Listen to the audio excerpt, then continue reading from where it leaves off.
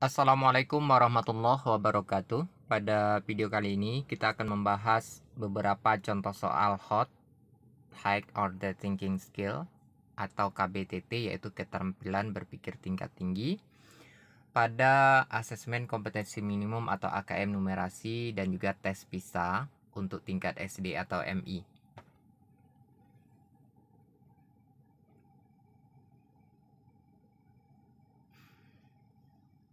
Nah, kita lihat untuk soal pertama. Dengan domainnya bilangan, konteks sosialnya adalah personal. Ini merupakan materi kelas 5 SDF atau MI dengan kompetensi operasi hitung bilangan bulat. Pada level kognitifnya adalah knowing atau pengetahuan. Bentuk soal yang kita bahas sekarang adalah pilihan ganda, kemudian benar salah. Nah, kita lihat contoh soalnya.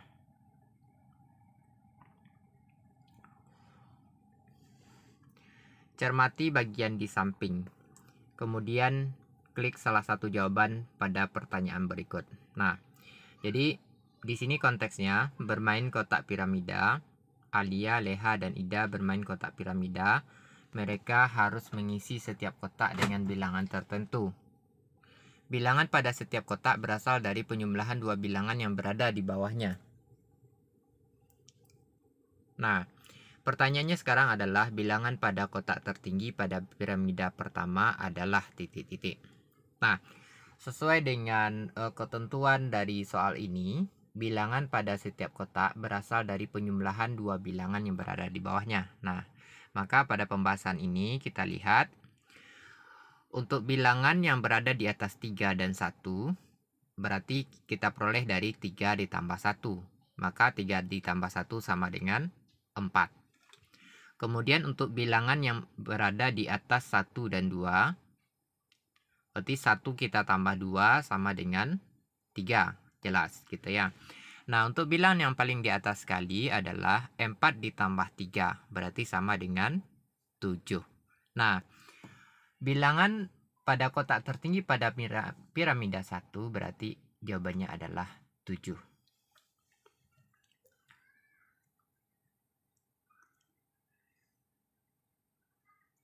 Nah, dengan konteks yang masih sama, cuman ini ada tambahan sedikit dari soal pertama tadi.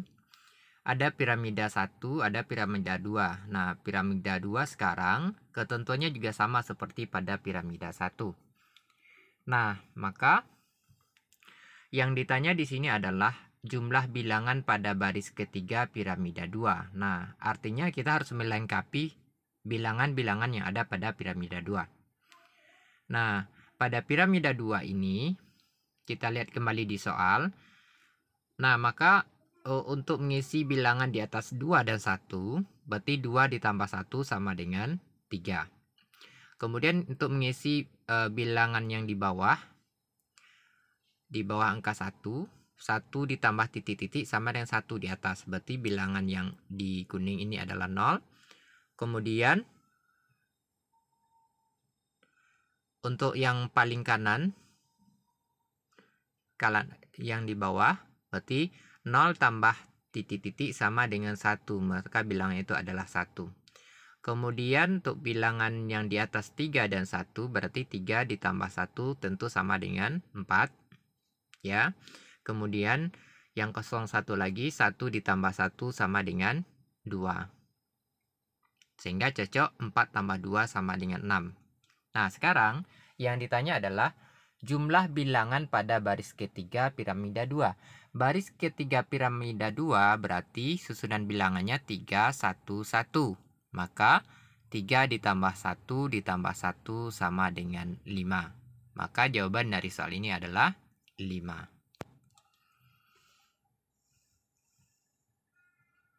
Nah, berikutnya konteksnya masih sama seperti soal sebelumnya, ada piramida 1 dan piramida 2. Nah, yang kita diminta menentukan kebenaran dari pernyataan yang diberikan. Nah, kita lihat di pembahasan. Ini piramida 1, ini piramida 2 sudah kita selesaikan dalam soal sebelumnya. Nah, dari pernyataan pertama, terdapat 2 bilangan 0 pada piramida 2. kita lihat pada piramida 2, bilangan 0 cuman ada 1. Sehingga pernyataan ini adalah pernyataan yang salah. Kemudian pernyataan yang kedua, bilangan pada sisi kiri piramida 2 berjumlah 15. Bilangan pada sisi kiri piramida 2 itu adalah 2, 3, 4, dan 6. Berarti 2 ditambah 3 ditambah 4 tambah 6 sama dengan 15. Maka pernyataan ini memang benar. Pernyataan yang ketiga, jumlah seluruh bilangan pada piramida 2 adalah 23. Nah, pada piramida 2, bilangan yang ada itu 2, 1, 0, 1, 3, 1, 1, 4, 2, dan 6. Maka kalau dijumlahkan, jumlahnya adalah 21. Maka pernyataan ini adalah pernyataan yang salah. Karena jumlah yang seluruh bilangan pada piramida 2 disampaikan adalah 23. Nah, soal berikutnya. Ini adalah piramida yang ketiga. Nah, ketentuan masih sama seperti soal yang sebelumnya. Nah, di sini kita lihat untuk piramida 3, karena kita sudah terbiasa dengan piramida 1 dan 2 tadi dengan ketentuan yang sama, maka kita bisa dengan mudah mengisi kotak-kotak kosong tersebut, ya. Seperti pada baris yang paling bawah sekali, di atas 3 dan 4, 3 dengan 4 berarti jumlahkan itu 7 otomatis. Nah, kemudian yang sehingga bisa kita lengkapi semuanya dengan mudah karena kita sudah membahasnya pada piramida 1 dan 2 dengan ketentuan yang sama, yaitu bilangan yang di atas merupakan jumlah 2 bilangan yang berada di bawahnya. Nah, sehingga di puncak tertinggi itu ada bilangan 58. Nah, dari sini kita lihat di pernyataan pertama, terdapat bilangan 14 pada piramida 3. Nah, ini adalah pernyataan yang benar, karena memang ada bilangan 14 pada piramida ketiga, yaitu pada baris yang ketiga. Nah, kemudian pernyataan yang kedua, terdapat 4 bilangan prima pada piramida 3. Nah, pada piramida 3 ini, bilangan prima yang ada itu adalah bilangan 3, 5, 7, 7, dan 3, 5, 7, 7, 7. Nah, maka terdapat 4 bilangan prima pada piramida 3 ini adalah pernyataan yang salah. Kemudian, pernyataan yang ketiga, bilangan pada kotak bagian dalam merupakan kelipatan 7. Nah, bilangan pada kotak bagian dalam itu kita lihat berarti 7, 7, dan 14. Nah, semua bilangan tersebut adalah memang kelipatan 7. Berarti pernyataan ini adalah pernyataan yang benar.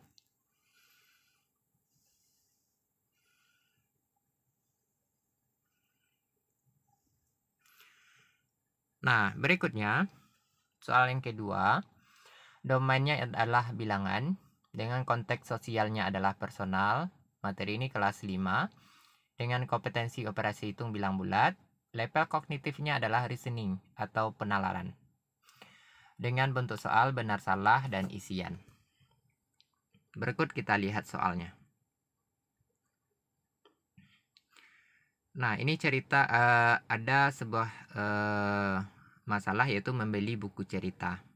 Nah, dari sini disampaikan akhir bulan April akan ada penjualan perdana 4 buku cerita. Harga buku tersebut bervariasi, yaitu Rp65.000, Rp85.000, Rp76.000, dan Rp88.000.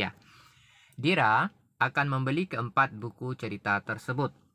Sejak tanggal 5 Maret, setiap hari Dira menyisihkan uang Rp5.000 dan diletakkan pada kotak tabungan khusus di kamarnya. Nah, dari soal ini kita diminta menentukan kebenaran dari pernyataan yang ada. Maka, jika Dira ini akan membeli keempat buku tersebut, maka uang yang dibutuhkan itu tentu dijumlahkan semuanya.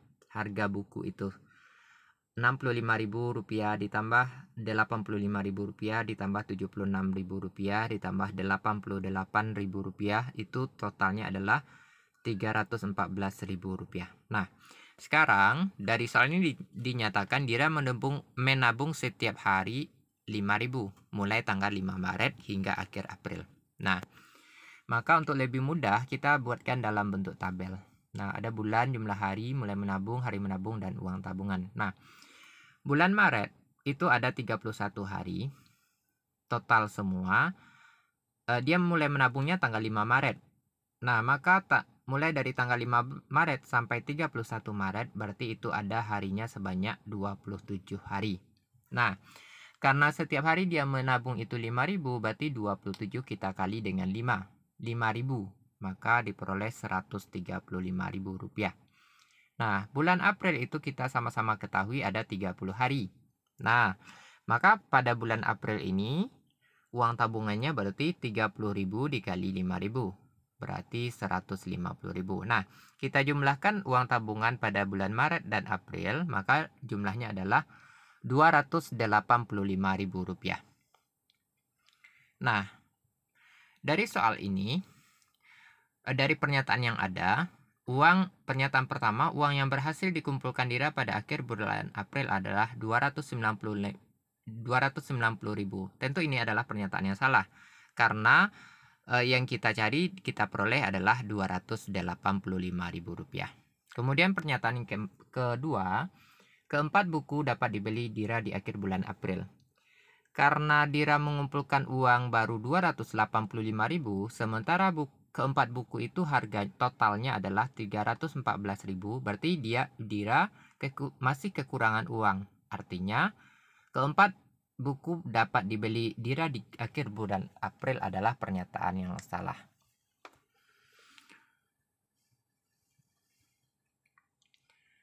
Nah, soal berikutnya dengan kasus yang masih sama. Nah, pertanyaannya sekarang, jika Dira ingin membeli keseluruhan buku cerita tersebut, maka uang yang dibutuhkan Dira adalah. Nah, dari jawaban soal sebelumnya, karena harga buku semuanya itu adalah 314.000 dan uang yang terkumpul sampai akhir April itu adalah Rp285.000, maka uang yang dibutuhkan Dira untuk membeli seluruh buku tersebut tentu Rp314.000 kita kurang dengan Rp285.000.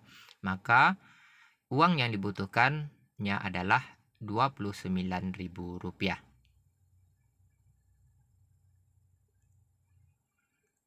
Nah, berikutnya masih sama kasusnya. Pertanyaannya sekarang, Dira dapat membeli keempat buku tersebut pada tanggal. Nah, karena kekurangan uang Dira untuk membeli keempat buku sesuai dengan soal sebelumnya itu adalah 29.000. Nah, sementara setiap hari dia menabung 5.000, maka 29.000 kita bagi dengan 5.000 diperoleh 5,8. Nah, minimal 5,8 hari. Artinya karena hari tentu dia tidak mungkin berkoma, maka itu minimal dia harus menabung 6 hari lagi. Kita bulatkan ke atas.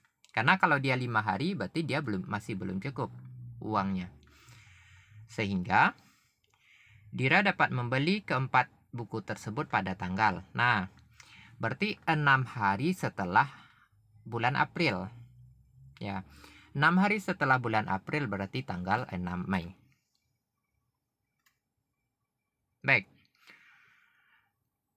Soal yang ketiga, dengan domain data dan ketidakpastian, dengan konteks sosialnya personal, ini materi kelas 6, dengan kompetensi membaca informasi data dan menyajikannya dalam bentuk diagram. Dengan level kognitifnya adalah applying atau penerapan. Dengan bentuk soalnya adalah isian. Untuk lebih jelas kita lihat soalnya. Nah, ini kopiku dengan ketentuan seperti ini. Ada 3 jenis kopinya, kopiku 1, kopiku 2, kopiku 3. Nah, ini adalah rincian penjualan masing-masing kopi di hari Sabtu dan Minggu. Nah, pertanyaannya sekarang, berapa botol kopiku 2 yang terjual di hari Minggu?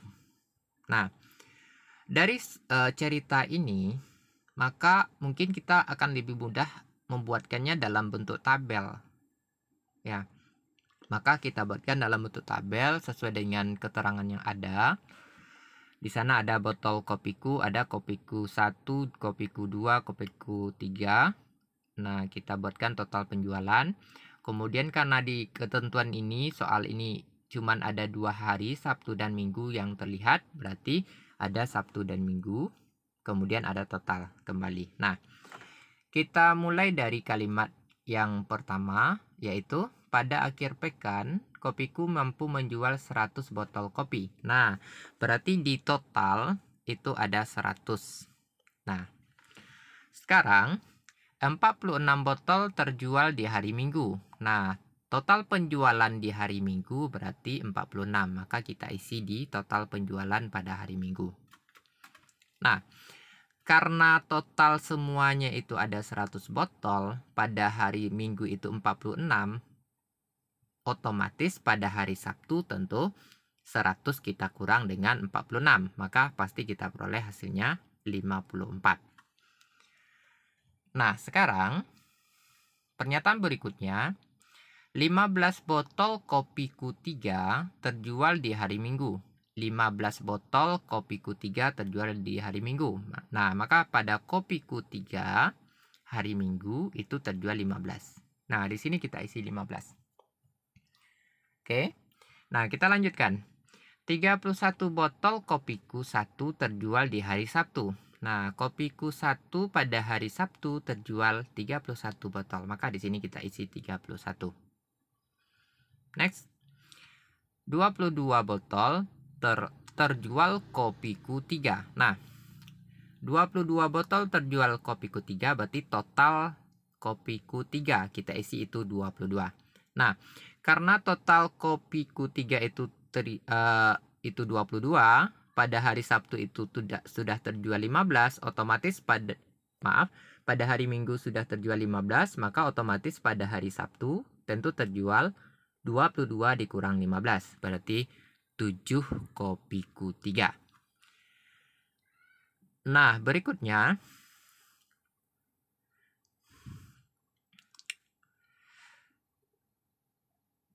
30 botol terjual kopiku 2. Nah, maka total kopiku 2 yang terjual 30. Nah, sekarang kita lanjut. Karena total kopiku terjual itu 100, kopiku 2 itu totalnya 30, kopiku 3 itu totalnya 22, maka untuk kopiku 1 totalnya tentu 100 dikurang 22 dikurang 30. Tentu diperoleh 48. Nah, berikutnya kopiku 1 pada hari Sabtu itu kan terjual 31 dengan total semuanya 48, maka pada hari Minggu otomatis terjual 48 dikurang 31 berarti ada 17 kopiku 1. Nah, sehingga untuk kopiku 2 pada hari Minggu kita peroleh 14. Kenapa 14? Tentu 46 kita kurang 17 dikurang 15, maka diperoleh 14 kopiku 2. Nah, kita lengkapi satu lagi yang kosong. Untuk kopiku 2 pada hari Sabtu, karena pada hari Minggu sudah terjual 14, totalnya 30, maka pada hari Sabtu tentu 30 dikurang 14 sama dengan 16 kopiku 2. Nah, ini sudah lengkap sekali ya. Sekarang kita jawab pertanyaannya, berapa botol kopiku 2 yang terjual di hari Minggu? Nah, dari tabel dengan mudah bisa kita lihat. Berarti jawabannya adalah 14.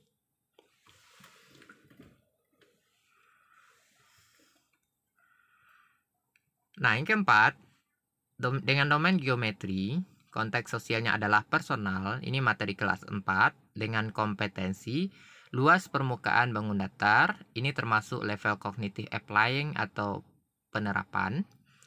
Dengan bentuk soalnya adalah isian. Nah, kita lihat contoh-contoh soalnya. Nah, melapisi kue ulang tahun. Untuk ulang tahun Dinda yang ke-11 besok, Ibu Kana membuatkan Dinda kue ulang tahun. Kue ulang tahun itu berbentuk seperti gambar berikut. Ibu Kana akan melapisi kue tersebut menggunakan coklat leleh Nah, dalam 1 ml coklat leleh yang digunakan Ibu Kana dapat melapisi kue seluas 4 cm kuadrat. Nah, pertanyaannya sekarang, coklat leleh yang dibutuhkan Ibu Kana untuk melapisi kue tersebut adalah titik-titik mililiter. Nah, dari gambar agak kurang jelas karena kecil ya. Dari gambar ini kue ini berukuran panjangnya 25 cm, lebarnya itu adalah 20 cm. Nah, dari soal ini maka bagian atas kue ulang tahun yang akan dilapisi coklat tentu itu berbentuk persegi panjang, ukurannya 25 cm kali 20 cm. Maka tentu luasnya adalah 25 kali 20 atau 20 kali 25. Nah, diperoleh 500 cm kuadrat. Karena di soal ini disampaikan 1 ml coklat leleh itu dapat melapisi kue seluas 4 cm kuadrat. Nah, maka tentu banyak coklat yang dilelehkan, volume coklat yang dilelehkan tentu adalah 500 cm kuadrat kita bagi dengan 4 cm kuadrat. Nah, sehingga kita peroleh hasilnya nanti adalah 125 ml.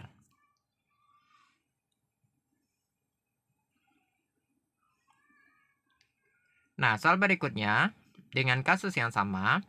Nah, jika coklat leleh yang diberikan sebanyak 2 lapis, maka coklat leleh yang dibutuhkan Ibu Kana untuk melapisi kue tersebut adalah. Nah, dari jawaban soal tadi, kalau 1 lapis itu dia butuh 125 ml.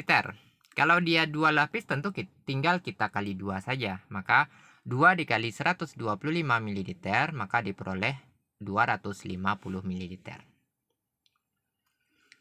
Nah, soal berikutnya dengan konteks masih sama, cuman ada penambahan sedikit. Nah, Ibu Kana akan menambahkan bunga pada salah satu bagian kue yang terlihat. Itu ukurannya panjangnya 10 cm, lebarnya itu 6 cm. Nah, bagian yang diberi bunga terlebih dahulu dilapisi coklat putih. Nah, dalam 1 ml coklat putih yang digunakan Ibu Kana dapat melapisi kue seluas 8 cm kuadrat. Dan Ibu Kana akan melapisi bagian tersebut sebanyak 3 kali. Nah, coklat putih yang dibutuhkan Ibu Kana untuk melapisi kue tersebut adalah titik-titik mililiter.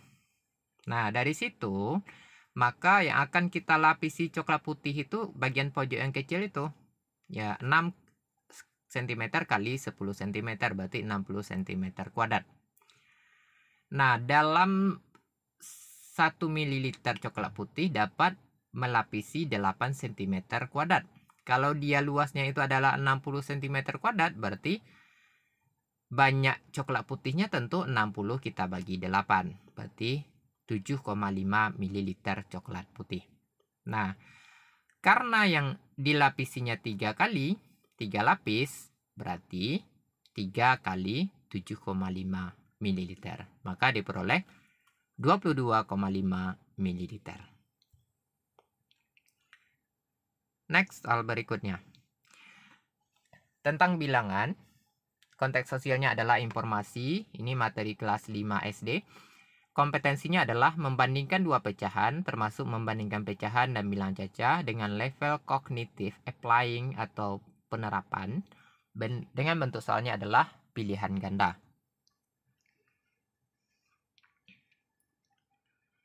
Nah, di sini tentang body massa index atau BMI.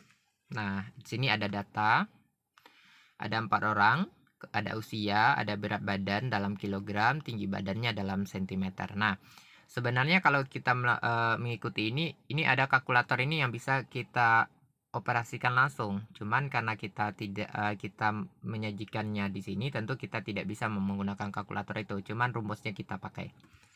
Nah, maka dari sini untuk mencari BMI itu dengan rumus berat badan kita bagi dengan tinggi badan dikuadratkan. Nah, apa itu BMI, body massa index itu? Nah, berat badan ini satuannya dalam kilogram, sementara tinggi badan satuannya dalam meter. Nah, sekarang kalau kita ikuti rumus di kalkulator ini, nah ini rumus yang kita pakai. Sehingga kalau kita coba, kita mencari BMI dari Andi, ya. Ya, berarti BMI Andi itu adalah berat badan Andi kita bagi dengan tinggi badan Andi dikuadratkan. Nah, berat badan Andi itu berapa? 70 kg. Kita bagi dengan tinggi badan kita jadikan dalam meter.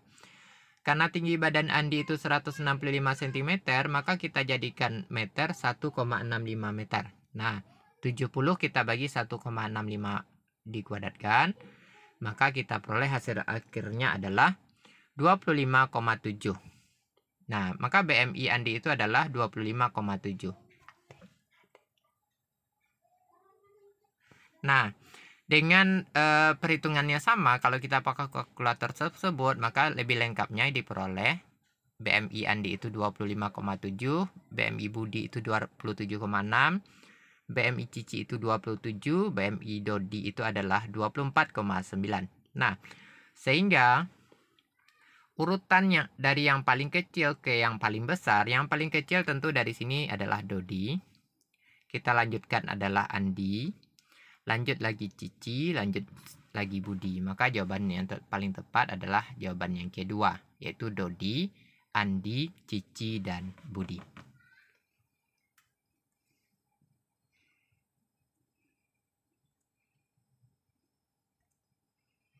Nah, soal yang ke-6 bagian aljabar, konteks sosialnya adalah informasi untuk kelas 5 SD. Dengan kompetensi mengenali pola bilangan sederhana dan melanjutkan pola tersebut. Ini termasuk level kognitif applying atau penerapan. Dengan bentuk soalnya adalah pilihan ganda. Nah, konteks masih sama yaitu BMI. Nah, cuman di sini ada keterangan kita yang ditanyakan adalah tentang Cici, ya. Cici ingin memiliki berat badan dengan BMI normal. Apabila Cici menerapkan pola hidup sehat dan olahraga teratur, maka berat badan Cici akan turun sebesar 1 kg setiap minggunya. Berapa minggu waktu yang dibutuhkan oleh Cici untuk mendapatkan BMI normal? Nah, sebenarnya ini menggunakan kalkulator ya.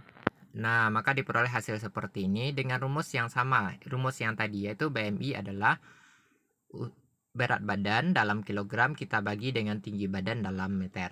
Nah, sehingga kita lihat sekarang soalnya adalah Cici. Yang dipermasalahkan adalah Cici. Cici usia 34 dengan tinggi 172 cm dengan berat badannya 80 kg. Maka diperoleh BMI-nya adalah 27. Nah, 27 ini termasuk overweight. Belum normal, di atas normal gitu, masih berat. Nah, ini kondisi awal. Nah, sesuai dengan ketentuan tadi, jika dia melakukan pola hidup sehat, maka dia bisa turun berat badan 1 kg setiap minggu.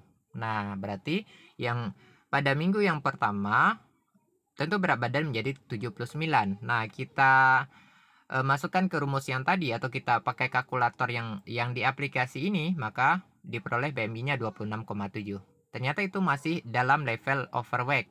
Nah, kalau seminggu lagi, berarti berkurang lagi 1 kg lagi, 78 dengan BMI yang kita peroleh 26,4. Itu masih kategori overweight. Nah, ternyata dalam teorinya BMI yang normal itu maksimalnya itu adalah 25. Nah, sehingga kita coba cari, maka diperoleh ketika berat badannya 74 kg, maka diperoleh ternyata BMI-nya 25. Maka ini termasuk BMI yang normal. Maka berat badan 74 ini adalah berada pada minggu ke-6. Nah, selama 6 minggu. Nah, sehingga mendapatkan berat badan dengan BMI normal, Cici membutuhkan waktu selama 6 minggu. Maka jawabannya adalah 6 minggu.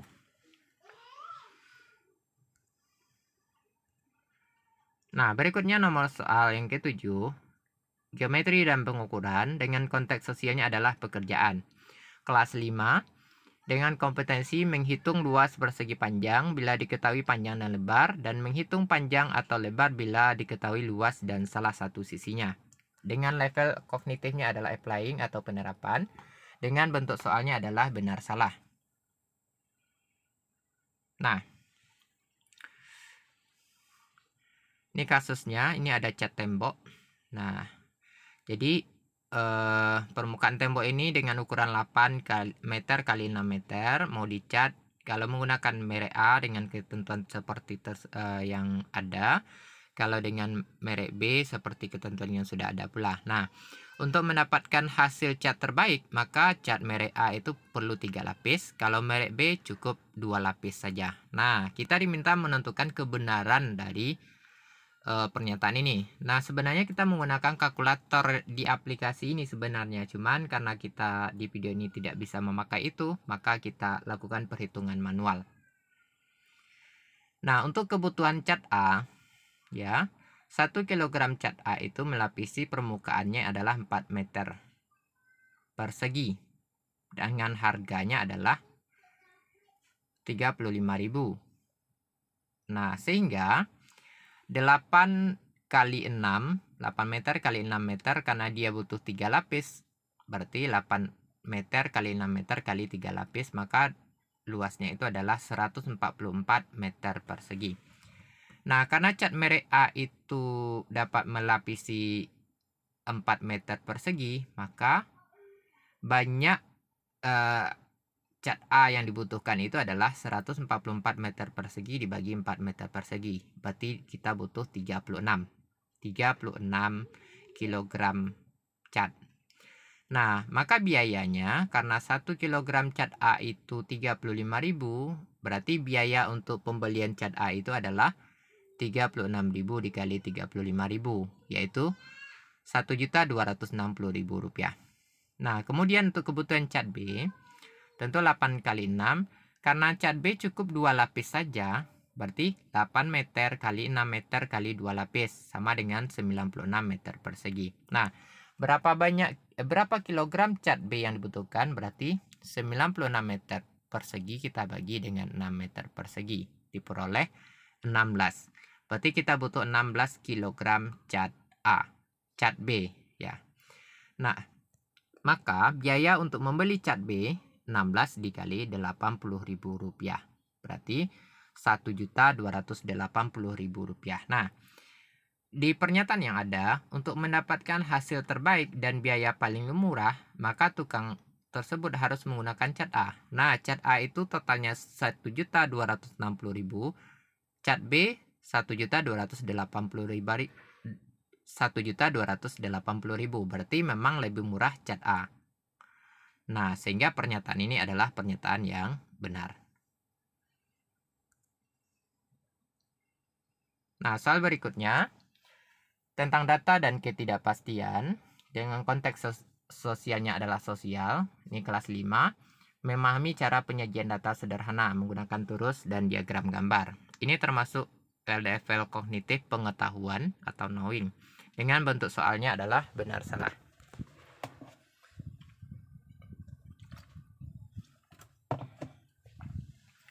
Nah, ini kandungan gizi.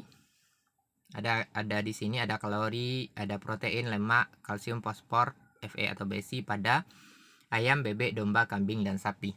Nah, dari sini kita lihat di pernyataan pertama, daging domba memiliki kandungan kalsium terendah. Kita lihat di tabel, domba kandungan kalsiumnya adalah 10 mg. Itu adalah yang paling rendah dibandingkan yang lain. Berarti pernyataan ini adalah pernyataan yang benar. Kemudian pernyataan yang kedua, daging memiliki kandungan kalori tertinggi, juga memiliki kandungan lemak tertinggi. Nah, kita lihat daging.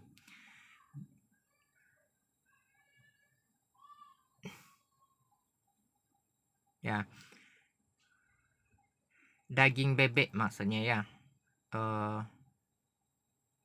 Ya. Kita lihat pada tabel pada kolom kalori. Ya, pada kolom kalori, maka nilai tertinggi yaitu daging bebek. Kemudian pada lemak nilai tertinggi juga daging bebek. Nah, maka pernyataan itu memang benar. Jadi ini maksudnya mungkin pernyataannya ini adalah daging bebek, ya. Nah, sehingga pada pernyataan yang ketiga, konsumsi daging kambing sebesar 150 gram akan memberikan kandungan protein lebih besar dibandingkan konsumsi daging domba sebesar 100 gram. Nah, kalau kita konsumsi daging kambing sebesar 150 gram, berarti 150 dibagi 100 dikali 9,2 sesuai dengan tabel. Maka kita peroleh hasilnya 13,8. Nah, kalau kita gunakan konsumsi daging domba 100 gram, maka sesuai dengan tabel langsung diambil, itu ada 14,8. Nah, maka otomatis pernyataan ini adalah pernyataan yang salah. Demikian video kali ini, semoga bermanfaat. Assalamualaikum warahmatullahi wabarakatuh.